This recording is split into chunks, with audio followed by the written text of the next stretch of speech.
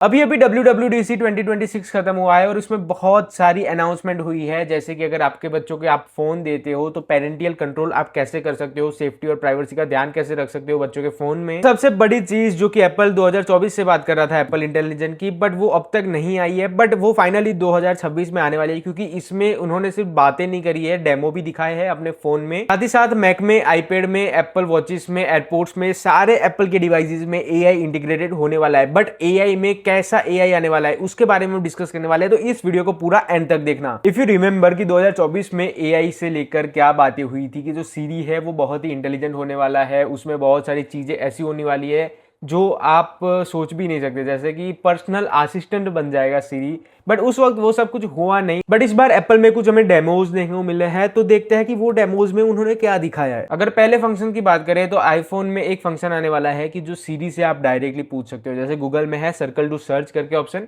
आपकी आईफोन में जो भी अगर फोटोज वगैरह है या कोई ऐसी जगह के फोटोज है, आपको पूछना है कि ये कौन सी जगह है या ये कहाँ पे आई, तो वो आपको सीरी ढूंढ के देगा कि ये जगह यहाँ पे है और डायरेक्शन वगैरह की कितनी दूर है यहाँ से, वो सब कुछ आपको सारी इन्फॉर्मेशन दे देगा एक ही फोटो देख के। देन दूसरा है, आप अपनी फोटोज ऐप को खोले बिना आप सारे फोटोज है उसमें से कोई भी फोटोज फाइंड आउट कर सकते हो, और उसको अगर आपको कोई एल्बम में डालना है, फॉर एन एग्जांपल अगर मुझे मेरे सारे फोटोज एक एल्बम में डालना है, द फैमिली करके एक एल्बम है उसमें डालना है, तो मैं सीरी से कहूंगा कि फाइंड माई फोटोज, तो वो सारे मेरे फोटोज होगी, वो एकदम करके फिल्टर करके देगी और फिर मैं उसको डायरेक्टली एक द फैमिली फोल्डर है, एल्बम है, उसमें ऐड कर सकता हूँ सीरी को बोल के। मतलब बिना ऐप खोले सिर्फ सीरी को कमांड देके ये काम हो जाएगा। इवन हम सीरी का वॉइस चेंज भी कर सकते हैं, हमें कितना बेस रखना है, हमें कितना स्पीड में जो सीरी बात करते हैं वो कितनी स्पीड चाहिए या स्लो चाहिए, वो सब कुछ हम अपनी तरफ से कस्टमाइज कर सकते हैं। हमें कौन सा वॉइस चाहिए वो सब कुछ हमारे कंट्रोल में रहेगा। दूसरे भी बहुत सारे फीचर्स है, जैसे कि अगर आप एआई यूज करते हो क्रोम में, अगर आप आस्क टू जेमिनाई यूज करते हो तो उसमें आप देखते रहेंगे कि जैसे आपने कोई पेज खोला है, उसमें अगर आपको कुछ क्वेश्चन करने हैं एआई से, तो आप डायरेक्टली वहां पर जाके एआई से क्वेश्चन कर सकते हो कि इस पेज के बारे में ये क्या है। सेम वैसे ही अब मैक में और आईफोन में मिलने वाला है। अगर आप कोई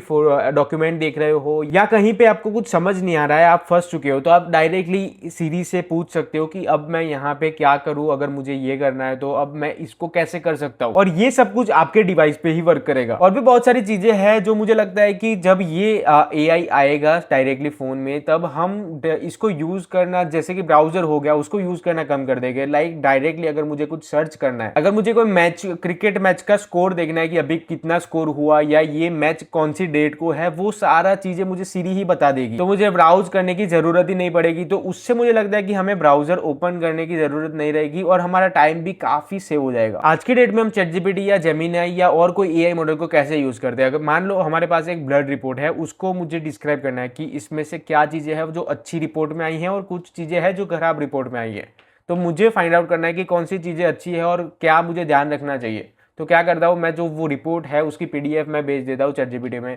तो अब ये सीरी के साथ एआई आने वाला है, उसमें क्या होगा, मैं डिवाइस में ही सीधा सीरी से पूछ सकता हूँ कि ये एक पीडीएफ है, अब इसमें से तुम ढूंढ के देखो कि इसमें से कौन सी चीजें मेरे लिए खराब है, मुझे ध्यान रखना चाहिए, और कौन सी चीजें ऐसी है जो अच्छी है, मतलब गुड फेथ में है। तो सीरी आपके रिपोर्ट से सारी चीजें ध्यान में रख के आपको ब्रीफ कर देगा कि आपको क्या ध्यान में रखना चाहिए, कौन सी चीजें आपके ब्लड रिपोर्ट में अच्छी है और कौन सी थोड़ी सी गड़बड़ वाली है, मतलब आपको ध्यान रखना चाहिए। बेसिकली ये सारी चीजें हमें एप्पल विजन प्रो में, आईफोन में, मैक ओएस में, आईपैड में, सारी जगह पे सारे एप्पल प्रोडक्ट्स में मिलने वाली है। इवन एक एप्पल की स्पेसिफिक ऐप देखने को मिलेगी, जैसे कि जेमिनाई होता है, ChatGPT होता है। कैमरे में भी आपको एक सीरी करके ऑप्शन मिलेगा, वहां पर जाके आप फाइंड आउट कर सकते हो। अगर आपको कोई प्रोडक्ट के बारे में सर्च करना है, फोटो खींच के सर्च कर लिया, तो वो सारी चीजें आपको आने वाले iOS 27 में देखने को मिलेगी। इवन ये हो सकता है कि फोटोज ऐप में जो पहले फोटोज बिगड़ जाती थी जब हम एडिट करते थे या बैकग्राउंड रिमूव करते थे, बैकग्राउंड में से कुछ ऑब्जेक्ट रिमूव करते थे, आपने बहुत सारे वीडियोस देखे होंगे सैमसंग वर्सेस एप्पल के, जिसमें सैमसंग अच्छा वर्क कर लेता था, बट एप्पल इसमें अच्छा सा काम नहीं कर पाता, मतलब कोई ऑब्जेक्ट रिमूव करना है तो वो अच्छे से नहीं निकाल पाता था। तो अब आने वाले टाइम में ये सब कुछ बेटर होने वाला है। फोटोज ऐप की जो एडिटिंग टूल है वो सारी एआई से पावर्ड होने वाली है, तो बहुत सारी चीजें हमें वहां पर भी नई देखने को मिलेगी। बट अभी डीप डाउन हमें नहीं पता कि ये सारी चीजें iOS 27 आने के बाद कब तक आएगी। मुझे लगता है 2026 तक, ये एंड तक ये आ जानी चाहिए, जब आईफोन नए लॉन्च होते हैं और तभी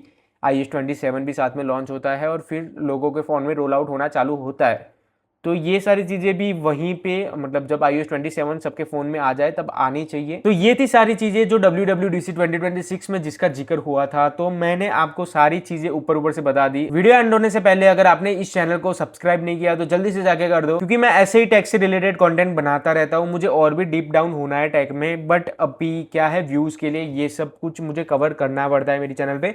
बट फाइनली मैं जब थोड़े व्यूज आ जाएंगे, सब्सक्राइबर्स हो जाएंगे, तो फिर मैं कंटेंट थोड़ा सा टेक में चेंज करने वाला हूँ। एंड आई एम श्योर कि जो मेरा फ्यूचर कंटेंट है उसको देखने में आपको और मजा आएगा जो आज देख रहे हो उससे। तो जाते जाते सब्सक्राइब करते जाना। तो आज के वीडियो बस इतना ही, मिलते हैं नेक्स्ट वीडियो में, बाय बाय।